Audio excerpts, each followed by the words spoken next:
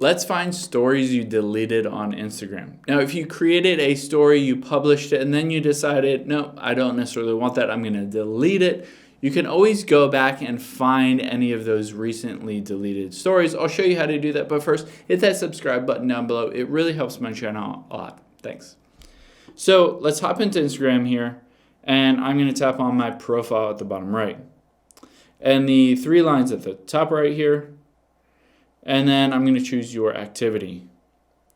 Now on here, if I scroll down, you can see recently deleted down at the bottom. I can tap on that and it shows me 2 stories that I recently deleted. So I can always go in here, I can see this story, I can always hit create if I wanted to use this specific video or anything like that, or I can hit more here and then restore it if I wanted to.